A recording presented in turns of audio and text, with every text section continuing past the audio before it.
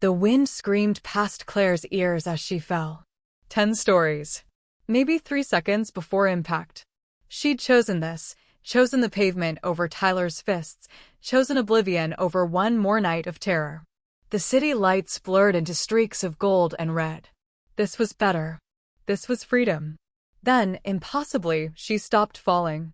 Strong arms wrapped around her, cold as midnight, solid as steel. Crimson eyes blazed in a face too beautiful to be human. "I've got you," a voice like dark velvet promised. "And I'm never letting him touch you again." The Vampire King had been watching. And he'd had enough. If you're ready for a story about finding strength in the darkest moment and discovering that sometimes salvation comes from the most unexpected places, hit that subscribe button, because this tale will remind you that you're never truly alone, even when you're falling. 3 weeks earlier, Claire Bennett had believed in happy endings. She'd believed Tyler when he said he'd changed. When he showed up at her new apartment with flowers and tears, swearing he'd gotten help, that he was different now. She'd believed the restraining order could come down, that they could try again. She'd been so wrong. The first night back together, he'd been perfect. Gentle. Attentive. Everything she remembered from before the darkness took over. But on the second night, when she mentioned having coffee with a male coworker, she saw it, that flicker in his eyes. That shift from human to monster. The slap came out of nowhere. Then the apologies. The tears. The promises that it would never happen again. The same cycle she'd escaped once before, pulling her back under like a riptide. But this time was worse. Tyler had learned from their separation. He took her phone, changed the locks, told her building manager they were working through communication issues and to ignore any noise. He isolated her systematically, methodically, like he'd studied a manual on how to trap prey. For 3 weeks, Claire lived in a nightmare. She tried to escape twice. The first time, he caught her at the elevator. The bruises on her ribs took days to fade. The second time, she made it to the lobby before he dragged her back, apologizing profusely to the doorman about his confused wife having a mental episode. No one helped. No one saw. Or maybe they just didn't want to look. Tonight had been the breaking point. Tyler had come home drunk, raging about some perceived slight at work. He'd grabbed her throat, slammed her against the wall, and something in his eyes told Claire that this time, he might actually kill her. When he passed out on the couch, she saw her chance. She couldn't reach the front door. He'd rigged it with bells that would wake him. But the balcony was unlocked. 10 stories up. High enough. She'd climbed over the railing, her hands shaking, and looked down at the glittering city below. Somewhere down there, people were living normal lives. Laughing. Loving. Free. She'd never be free. Not while Tyler lived. Not while he could find her. So she'd let go. And then she'd stopped falling. The vampire who caught her moved with impossible speed, his body seeming to simply materialize around her, cushioning her fall as they descended the last few feet to land in the alley behind her building. He set her down gently on the ground, keeping his hands on her shoulders to steady her. Claire stared up at him, her mind struggling to process what had just happened. He was tall, well over 6 feet, with dark hair that fell to his shoulders and sharp, aristocratic features that looked like they'd been carved from marble. He wore an expensive black suit that probably cost more than her entire wardrobe. But it was his eyes that held her frozen, deep crimson, glowing faintly in the darkness, utterly inhuman. You're real," she whispered. "Vampires are real." "Yes." His voice was cultured, with a hint of an old American accent she couldn't quite place. "And you're in shock. Let me." Above them, a furious roar echoed from her apartment. Tyler had woken up. Tyler had discovered she was gone. Claire's entire body went rigid with terror. No. He'll find me. He always finds me. He won't touch you. The vampire's voice dropped to something deadly. "I promise you that. You don't understand." Claire was shaking uncontrollably now, adrenaline and shock warring in her system. "He'll kill me." He said if I ever tried to leave again, He'd kill me, and I believe him. I believe. The vampire cupped her face gently, forcing her to meet his glowing eyes. Listen to me very carefully, Claire. My name is Damien Castellan. I am the Vampire King of Manhattan, and I have been watching you for 3 weeks, unable to interfere until tonight. That man will never hurt you again. I'll give you my word. How do you know my name? How have you been? Watching you. Damien's jaw tightened. I live in the penthouse across the street. For 3 weeks, I've watched him brutalize you through your windows. I've heard your screams. I've seen you try to escape. And every night, I've wanted to tear him apart, but our laws forbid interfering in human affairs without cause. Until tonight. The moment you jumped, you entered my world. And now, I can protect you. Claire's mind reeled. A vampire had been watching her torture for 3 weeks? Why didn't you help sooner? Because I'm bound by laws older than this city. Guilt flickered across his perfect features. But watching you suffer has been its own torture. When you climbed that railing tonight, I knew I couldn't stand by anymore. Laws be damned. A crash sounded from above. Tyler was tearing her apartment apart, searching for her. He's coming, Claire gasped. He'll check the alley, he'll. Then let him come. Damien's eyes blazed brighter. I've been waiting for an excuse to introduce myself. Before Claire could respond, Tyler burst through the alley door, his face contorted with rage. He froze when he saw her, then his eyes locked on Damien. Who the hell are you? Get away from my wife. Ex-wife, Claire found herself saying, her voice stronger than she felt. I divorced you, Tyler. The papers went through last month. That paper means nothing. Tyler advanced, his fists clenched. You're mine, Claire. You'll always be. He didn't get to finish. Damien moved faster than human eyes could follow, suddenly standing between Tyler and Claire, his hand wrapped around Tyler's throat, lifting him effortlessly off the ground. Let me be very clear, Damien said softly, his voice deadly calm. Claire is under my protection now. If you come near her again, if you even think about her, I will know. And I will end you in ways that will make you beg for the mercy of death. Do you understand? Tyler clawed at Damien's hand, his face turning purple. What are you?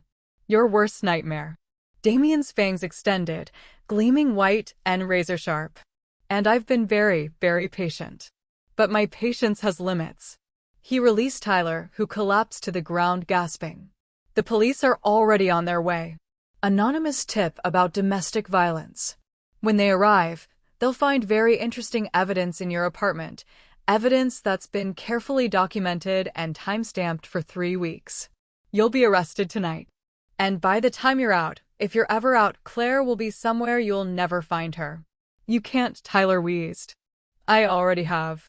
Damien smiled, and it was terrifying. Now run, little man. Run while you still can. Tyler scrambled to his feet and fled, disappearing into the night. Sirens wailed in the distance, growing closer. Claire's legs gave out. Damien caught her instantly, sweeping her into his arms again. Easy. You're safe now. But we need to leave before the police arrive. Will you trust me? Claire looked up at the vampire who'd saved her life, who'd watched her suffer, who'd broken his own laws to protect her. She should be terrified. She should run. But all she felt was an overwhelming sense of safety for the first time in months. Yes, she whispered. I trust you. Damien nodded once, then leaped. Claire gasped as they shot upward, the ground falling away beneath them.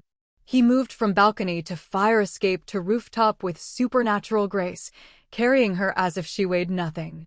Within seconds, they'd crossed the street and landed on a private terrace that overlooked the city. Welcome to my home, Damien said, carrying her through French doors into the most luxurious penthouse Claire had ever seen. All dark wood and leather, floor-to-ceiling windows, artwork that probably belonged in museums. He set her carefully on a velvet sofa. You're safe here. This building is owned by my coven. Tyler cannot enter without invitation, and he will never receive one. Claire looked around, her mind still struggling to process everything. This is real. This is actually happening. I know it's overwhelming. Damien moved to a bar cart, pouring amber liquid into a crystal glass. Drink this.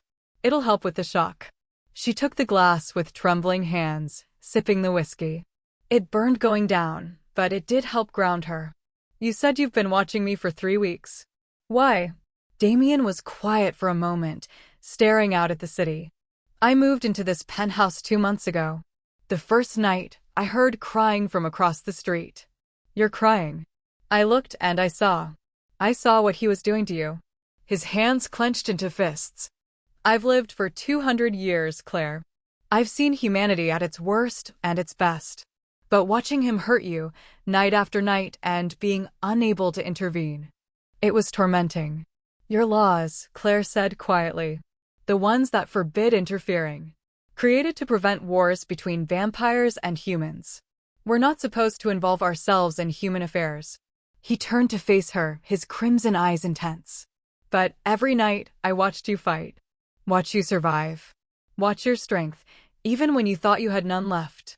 And I found myself drawn to you, fascinated by your resilience, furious at my own powerlessness. Claire set down her glass. So when I jumped, you entered my domain. The air itself belongs to creatures of the night. A ghost of a smile touched his lips. Technicality, perhaps. But I'll use any excuse I can find. You saved my life. You saved your own life by being brave enough to jump. I just made sure you landed safely. They stared at each other across the elegant room. Claire knew she should be afraid. He was a vampire, a predator, a creature of darkness. But all she felt was gratitude and something else. Something that made her pulse quicken in a way that had nothing to do with fear.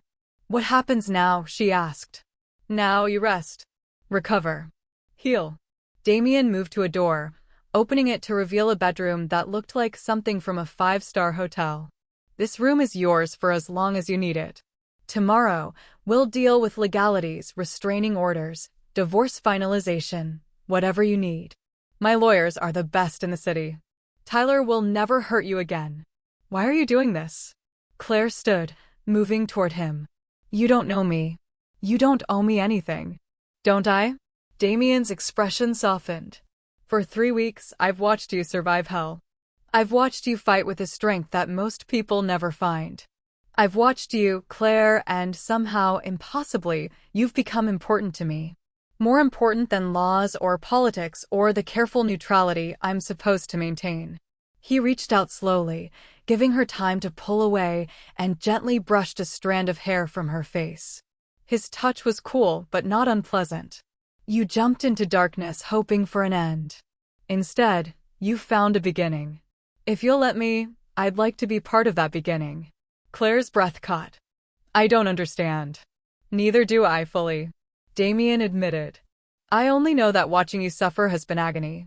And the thought of you being safe, of you smiling again, of you living the life you deserve, it's become the most important thing in my world.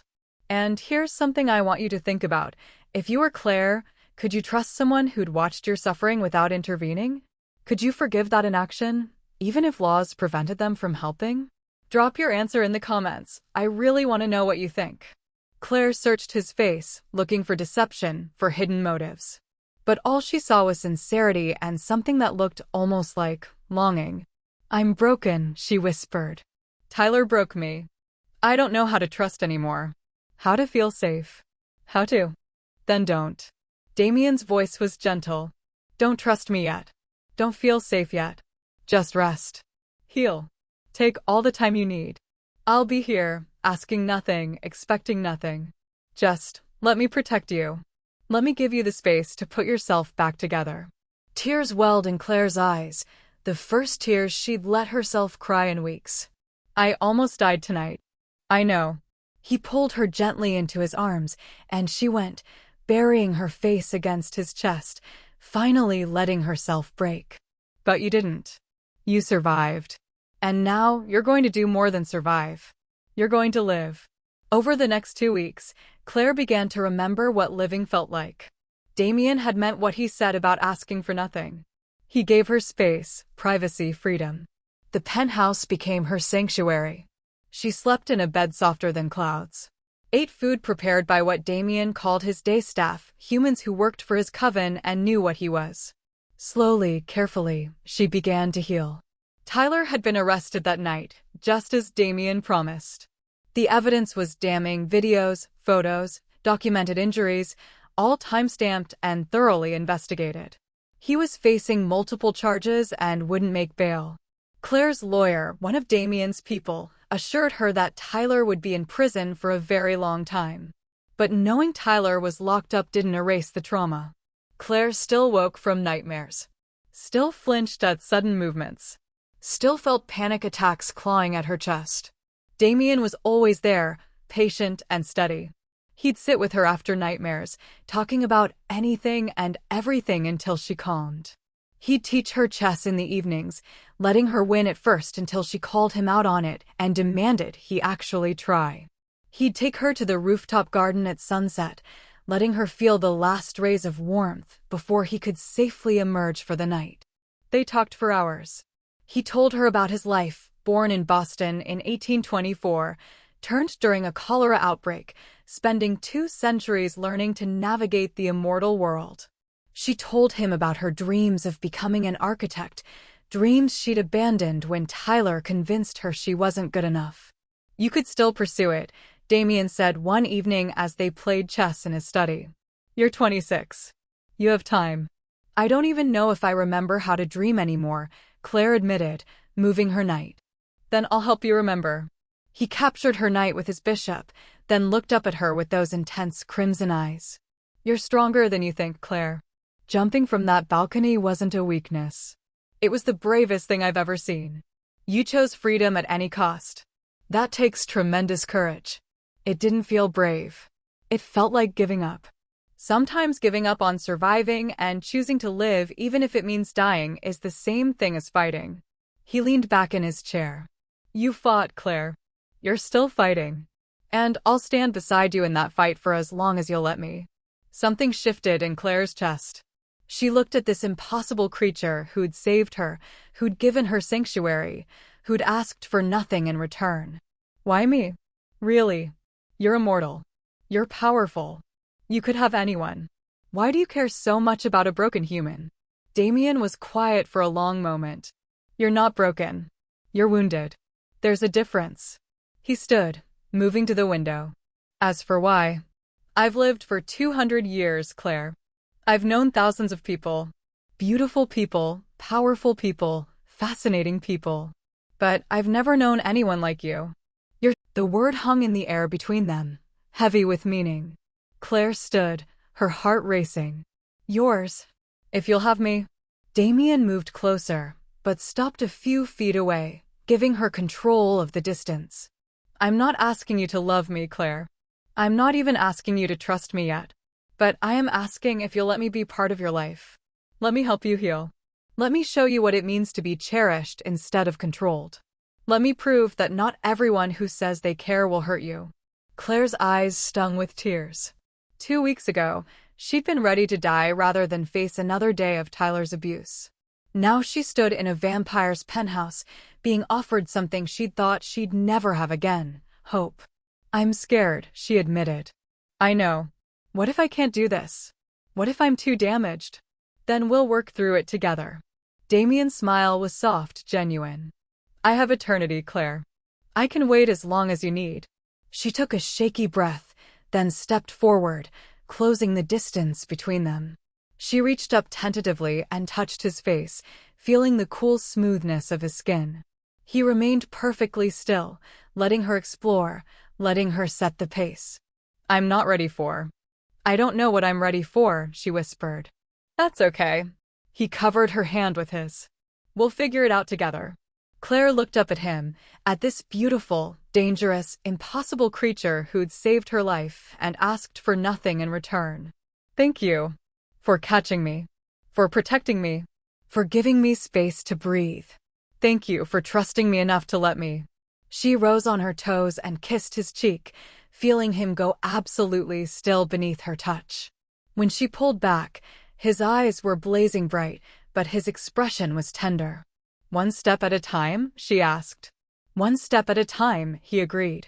3 months later, Claire stood in the Manhattan District Court, watching Tyler being sentenced. 15 years. No possibility of parole for at least 10. She testified, standing strong despite her shaking hands, despite the panic that threatened to overwhelm her when she saw him in the courtroom. But Damien had been there, sitting in the gallery, his presence a steady anchor. And she'd done it. She'd told her truth. And the judge had believed her. Tyler was led away in handcuffs, his face twisted with rage. But for the first time, Claire felt no fear. He couldn't hurt her anymore. He'd never hurt anyone again. Outside the courthouse, Damien waited, leaning against his black Mercedes. He straightened when he saw her, his eyes searching her face. "How do you feel?" he asked. "Free." Claire smiled and realized it was genuine. "For the first time in years, I feel free." "Good."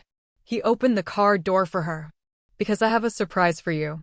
They drove through Manhattan, past her old neighborhood, past the building where she'd almost died.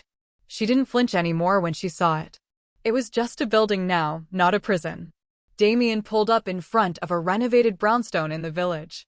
"Come on." He led her inside and up to the second floor, unlocking a door to reveal a spacious, sun-filled apartment. Hardwood floors, exposed brick, large windows overlooking a tree-lined street. And on the dining table, a stack of papers. "What is this?" Claire asked. "Your fresh start." Damien gestured to the apartment. "It's yours, if you want it. Fully furnished, utilities included, completely safe. Tyler doesn't even know this address exists." Claire's eyes went wide. "Damien, I can't afford. It's already paid for. Consider it back rent for all the months you spent surviving instead of living." He picked up the papers from the table. "And these are applications. For architecture programs. NYU, Columbia, Pratt. I took the liberty of requesting information packets.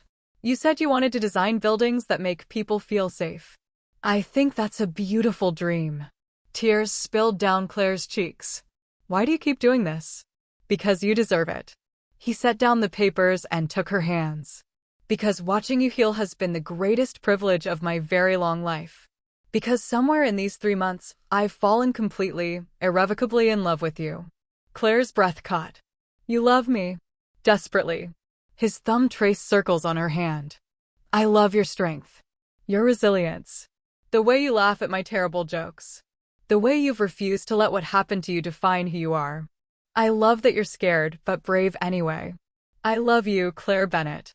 And I will wait however long it takes for you to feel safe enough to maybe, possibly, love me back." Claire looked up at this impossible man who'd caught her when she fell, who'd given her space to heal, who'd never once pushed or demanded or taken. Who'd simply been there, steady and patient and kind. "I already do," she whispered. His eyes blazed bright. "You do. I love you." The words felt strange on her tongue, but true. "I don't know how it happened. I wasn't looking for it. I wasn't ready for it. But somehow, you became the safest place in my world. You came home." Damien cupped her face with infinite gentleness. "May I kiss you? Please." He kissed her softly, reverently, like she was precious and fragile and worth protecting. Claire melted into him, feeling safe and cherished and whole for the first time in years. When they finally pulled apart, both were smiling.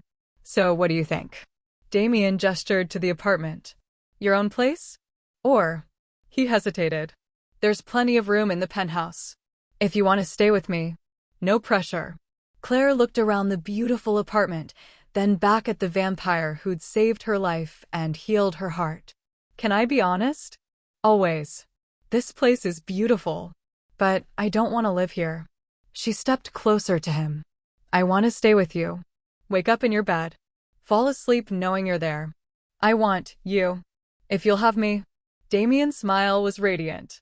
"I've been yours since the moment I caught you falling. I'll always be yours."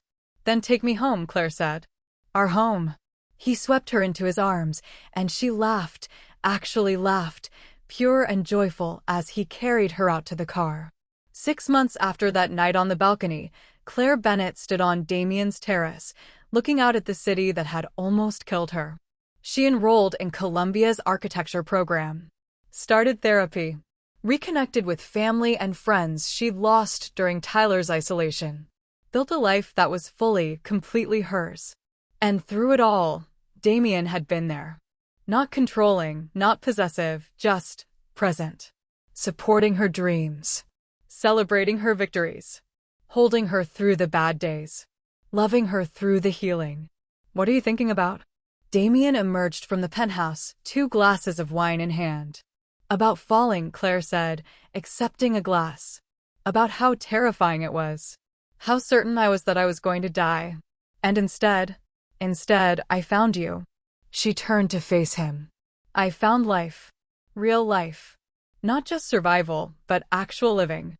Dreams and goals and love and safety. Everything I thought I'd lost. Damien set down his glass and pulled her close. You found all that yourself. I just caught you. You did more than catch me. Claire looked up at him, at this beautiful, dangerous, impossibly gentle creature who'd become her entire world. You saved me. Not just that night, but every day since. You gave me space to heal. Time to grow. Freedom to find myself again. You saved me too, you know. He pressed a kiss to her forehead. I was so lonely before you. Going through the motions of immortality without purpose. And then I saw you fight, and suddenly I had a reason to care again. You gave me purpose, Claire. You gave me hope. She rose on her toes and kissed him, deep and passionate and filled with promise. When they pulled apart, both were breathless. I love you, she said. Thank you for catching me. I'll always catch you, Damien promised. No matter how far you fall, no matter how dark it gets, I'll always be there. Always.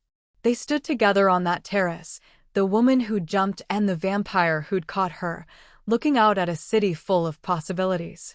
Claire had fallen into darkness and found light. She'd jumped expecting death and discovered life. Sometimes the monsters aren't the ones with fangs. Sometimes the monsters are the ones we trust with our hearts. And sometimes, the creature we fear most becomes the hero who saves us. Claire had jumped from the 10th floor to escape her nightmare. And instead of ending her story, it had begun a new chapter. A chapter filled with love, healing, and the promise of forever. She'd fallen. And Damien Castellan had caught her. And everything had changed. As this story comes to a close, remember this: you are not defined by what you've survived. You are not broken beyond repair. And somewhere out there, someone sees your strength even when you can't see it yourself. Sometimes falling apart is the first step to becoming whole. Sometimes the darkest moment is just before dawn.